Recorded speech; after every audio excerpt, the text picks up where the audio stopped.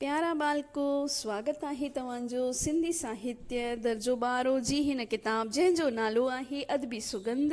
ऐं हीअ सिंधी साहित्य जी किताब आहे जेका राजस्थान माध्यमिक शिक्षा बोर्ड राजस्थान अजमेर द्वारा दर्जे 12 लाइ हलाई वेंदी आहे। असीं नसुर में पढ़ी रहिया हुआसीं पाठ जज़्बो, ऐं हिन में असीं पढ़ियो होसीं कि सुंदर ऐं कविता खे हिकिड़ो पुटड़ो हो जंहिंजो नालो नरेश हो, जेको विदेश मां अची रहियो हो पंहिंजे माइटनि सां मिलण। पर विच में ई हुननि खे पतो पई जहिड़े ॾींहुं हुननि जी फ्लाइट लैंड करण वारी हुई कि हुननि जी जेको हवाई जहाज़ आहे तंहिंखे आतंकवादियुनि हाईजैक करे छॾियो आहे। ऐं इहा ख़बर अख़बार में पढ़ी करे सुंदरदास त पंहिंजो पाण खे संभालियो, पर कविता चकर खाई किरी पई ऐं सुंदरदास पंहिंजे ज़ाल खे ठीकु करण लाइ ॾिसण लाइ कि छा आहे डॉक्टर खे सॾु थो करे। ऐं डॉक्टर बि पासे में ई रहंदो आहे, पाड़ेसरी बि आहे, उहो अचे थो जाचे थो। ऐं असीं पढ़ाए रहिया हुआसीं पेज नंबर 75 असीं पूरो करे छॾियोसीं। अॼु असीं शुरू करे रहिया आहियूं पेज नंबर 76, जंहिंमें डॉक्टर सुनीता ऐं कविता जे विच में जेको वार्तालाप थी रहियो आहे, जेकी ॻाल्हियूं हली रहियूं आहिनि, उन्हनि जे बारे में असीं पढ़ंदासीं। त अचो शुरू कयूं पेज नंबर 76। तोखे पक आहे त नरेश इन ई फ्लाइट में बोर्ड थियो हो? हा बिल्कुलु, हुन मूंखे टियों ॾींहुं फ़ोन करे फ्लाइट जो नंबर ॿुधायो हो। घणाई दफ़ा ईअं थींदो आहे त फ्लाइट में माण्हू बोर्ड न थी सघंदो आहे। तो वटि हिन जी फर्म जो को नंबर आहे? हा बिल्कुलु आहे। त पहिरीं कंफर्म करे वठूं? हा पहिरीं कंफर्म था करियूं। हैलो, मां दिल्लीअ मां सुंदर ॻाल्हाए रहियो आहियां, नरेश जो पापा। छा मां जीवतराम सां ॻाल्हाए सघां थो? छा ॻाल्हाए रहिया आहियो? हा, ॾिसो मुंहिंजो पुटु जेको तव्हांजी कंपनीअ में सिक्योरिटी ऑफिसर आहे, उहो छुटियुनि में घर अचिणो हो। काल्ह राति फ्लाइट हुअसि, हू निकितो या न? हा, छा चयव? निकितो आहे? कहिड़ी फ्लाइट में? छा चयव? AI 1108 में आहे।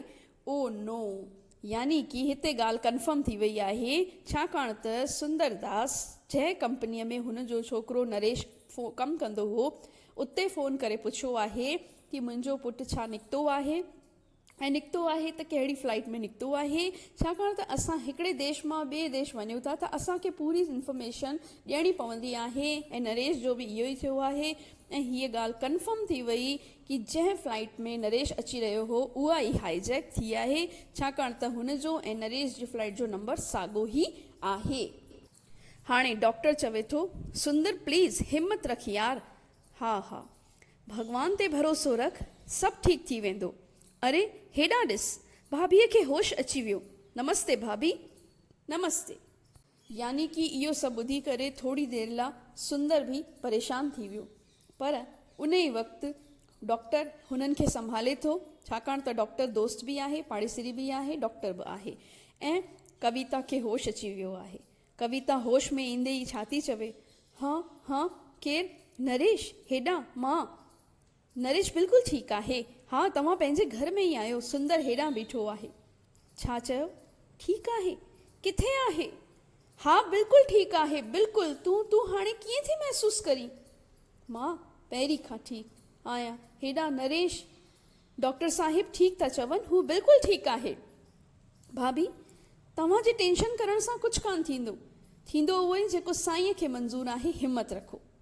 हा, यानी कविता होश में अची सभिनी खां पहिरीं पंहिंजे पुटड़े जे बारे में, नरेश जे बारे में ई थी पुछे। डॉक्टर ॿिन्हिनि खे हिम्मत ॾींदे चवे थो कि हिम्मत रखो, असां हिम्मत रखंदासीं त सभु सही थींदो। असीं जे परेशान थींदासीं त उन सां कुझु बि कान वरंदो, तंहिं करे थींदो उहो ई जेको साईंअ खे मंज़ूर आहे। डॉक्टर चवे थो, सुंदरदास भाभी हाणे ठीकु आहे, मां हलां थो। वरी केॾी महिल बि ज़रूरत पवे त हिजाब न कजांइ। हिजाब करणु मतिलबु हिचकिचाहट। डॉक्टर हुतां हलण लाइ थो चवे, छाकाणि त हाणे कविता ठीकु हुई ऐं चवे थो कि मां हलां थो। अगरि तबियत ख़राबु थिएसि या कोई दिक़त थिए त मूंखे सॾु कराए वठिजो। ठीकु आहे डॉक्टर, ओके सुनील, थैंक्स। कविता तूं टेंशन न कर, टेंशन करे पंहिंजी तबियत ख़राबु न कर। ऐं सुंदरदास सम्झाए थो कविता खे कि तूं टेंशन करे पंहिंजी तबियत ख़राबु न कर। हाणे असीं पढ़ी रहिया आहियूं पेज नंबर 77 ऐं अञा हले पियो कन्वर्सेशन, वार्तालाप सुंदर ऐं कविता जो, जंहिंमें सुंदर चवे थो, अञा त पाण खे इहा ई ख़बर मिली आहे न त दहशतगर्द मतिलबु आतंकवादी जेके दहशत फैलाईंदा आहिनि, डपु फैलाईंदा आहिनि माण्हुनि में, हवाई जहाज़ खे अगवा करणु मतिलबु अपहरण करणु छॾियो आहे।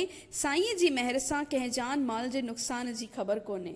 यानी कि अञा त केवल इहे ई ख़बर पई आहे कि केवल हाईजैक थियो आहे विमान, हवाई जहाज़, पर कंहिंखे नुक़सान कोन थियो आहे। पर मूंखे डपु थो लॻे, अलाए दहशतगर्द हुननि सां कहिड़ी हालत हलंदा हूंदा। न त मुंहिंजो ऐं न ई तुंहिंजो कॾहिं दहशतगर्दनि सां वास्तो पियो आहे। हा, तव्हां ठीकु था चओ, पर दहशतगर्दनि त ख़तरनाक ई थींदा आहिनि। रोज़ था अख़बारुनि में पढ़ूं। हींअर साईं जे दर वेनती करण खां सवाइ असां वटि को बि कुयो चाढ़ो कोन्हे।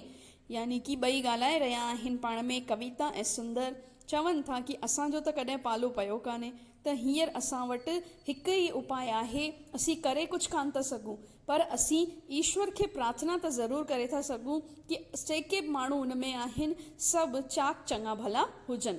हाणे कविता चवे थी, हा तव्हां ठीकु था चओ, पर टीवी खोले ॾिसो त सही, आख़िर थियो छा आहे? तूं शायदि भुलिजी रही आहीं त पंहिंजी टीवी कल्ह ई ख़राबु थी वई आहे। हाणे असां वटि रुगो हितां हुतां फ़ोन करे पुछण खां सवाइ कोई चाड़ो कोन्हे। त छा पाण एयरपोर्ट ते नथा हली सघूं? हा, तूं बिल्कुलु ठीकु थी चवीं। असां एयरपोर्ट हली करे सॼी ॼाण हासिलु था कयूं, पर मूं चयो पिए त सुनीता खे ॿुधायूं। हा, पर उहा छा चवंदी त मूंखे काल्ह छो न ॿुधायव? सुनीता समझदार आहे, हीअं कर पाण मोबाइल ते था ॻाल्हायूंसि, हल फेड आउट फेड इन। यानी कि ॿिन्हिनि खे हिकु उपाय थो सोचे कि पाण सुनीता खे, यानी जेका हुननि जी नुंहुं आहे, नरेश जी ज़ाल आहे, हुनखे बि था ॿुधायूं ऐं एयरपोर्ट हली करे पतो था कयूं आख़िर माजरो थिया आहे, छा थियो आहे। छाकाणि त एयरपोर्ट अथॉरिटी खे त पतो ई हूंदो आहे कि छा थी रहियो आहे। यानी पर्दो हाणे किरे थो, पर्दो उथे थो। मंच पूरो रोशन आहे। हाणे मंच ते हिकु टेबल पुठियां कुर्सी रखियल आहे, जंहिं ते हिकु छोकिरो वेठल आहे। कुझु माण्हुनि खेसि घेरे रखियो आहे। न असांखे ॿुधायो दहशतगर्दनि जूं कहिड़ियूं घुरूं आहिनि, घुरूं मतिलबु कि डिमांड कहिड़ियूं आहिनि, ऐं तव्हां छा कयो आहे? हवाई जहाज़ खे जल्द बि जल्द आज़ादु करायो। सुंदर ऐं कविता जो अचणु। यानी कि हाणे मंच ते थी रहियो आहे, ॾाढा माण्हू इकट्ठा थी विया आहिनि, टेबल कुर्सी रखियल आहे।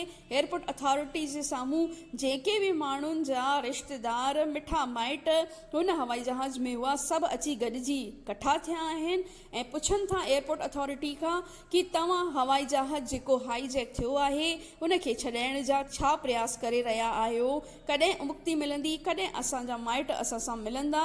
हुननि जी डिमांड छा आहे ऐं तव्हां हुन डिमांड खे पूरो करण लाइ छा करे रहिया आहियो? यानी तरह तरह जा माइट तरह तरह जा सवाल एयरपोर्ट अथॉरिटी सां करे रही आहे। अॻियां ॾिसूं था, इंक्वायरी ऑफिसर।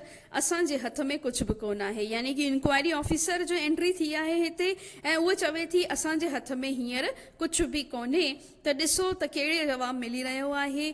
पुरुष 2, 1, 2 यानी कई माण्हू हिन में हाणे एंट्री थींदी। अलॻि अलॻि माण्हू आहिनि जेके पंहिंजे माइटनि सां मिलण आया आहिनि ऐं उहे सवाल जवाब करे रहिया आहिनि। ॾिसूं त हिननि जो कॉन्वर्सेशन, वार्तालाप कहिड़ो आहे, बातचीत कहिड़ी आहे। तव्हांजे हथ में कोन्हे त कंहिंजे हथ में आहे?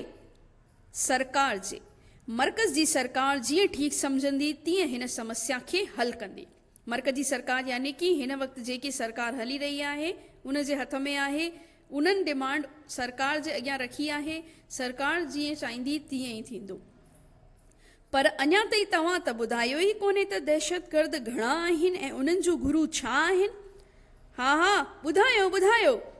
असांखे जेका ॼाण मिली आहे तंहिं मुताबिक़ हवाई जहाज़ में 3 दहशतगर्द आहिनि ऐं उन्हनि घुर कई आहे त तिहाड़ जेल में बंदि उन्हनि जे 5 साथियुनि खे छॾियो वञे। त पोइ तव्हां छा सोचियो आहे?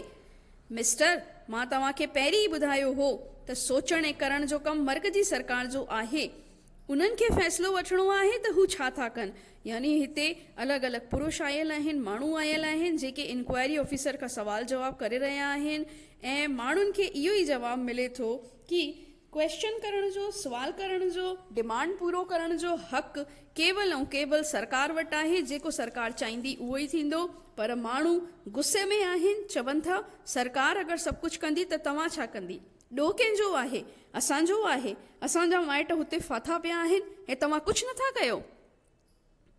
सरकार बिना के दबाव जे कमु कोन कंदी आहे। जेसी ताईं उन्हनि जे चौतरफ़ा दबाव न पवंदो तेसी ताईं हू कदम कोन खणंदा आहिनि। पोइ इहो कीअं थींदो? असां सरकार ते दबाव आणींदासीं, पर कीअं? हिकु नेता जी धीअ खे अगवा था कनि त उन खे आज़ादु करण लाइ दहशतगर्दनि खे छॾियो थो वञे, त छा आम माण्हुनि लाइ सरकार कुझु न कंदी? यानी हिन में ॿुधाए रहिया आहिनि कि दहशतगर्दनि इहे डिमांड रखी आहे कि तिहाड़ जेल में हुननि जा 5 साथी बंदि आहिनि, उन्हनि खे छॾियो वञे, तॾहिं हिन विमान जे मुसाफ़िरनि खे बासलामत छॾियो वेंदो। पर सरकार असमंजस में आहे। छा तिहाड़ जेल में बंदि आतंकवादियुनि खे छॾियो वञे? आम माण्हू बि पंहिंजी तरफ़ां ॻाल्हाए रहिया आहिनि। अगरि कंहिं नेता जी छोकिरी अगवा थी हुजे हा न, त फटाफट उन्हनि खे, हुन तिहाड़ जेल वारनि खे रिहा करे हुन नेता जी छोकिरीअ खे अगवा कनि हा, अगवा न करे अगवा मां रिहा कनि हा। पर छाकाणि त हुन में सभु आम माण्हू आहिनि त केर बि रुचि नथो वठे। ऐं आज़ादु करण लाइ दहशतगर्दनि डिमांड रखी आहे त सरकार ते दबाव ठाहिणो ई पवंदो, तॾहिं असांजा मिट माइट रिहा थी सघंदा। हाणे ॾिसूं ॿियो पुरुष छा थो चवे। छो कोन थियंदी? असां प्रधानमंत्री ऐं गृह मंत्री जे बंगले ते मुज़ाहरो कंदासीं, यानी कि जुलूस कढंदासीं, धरनो ॾींदासीं।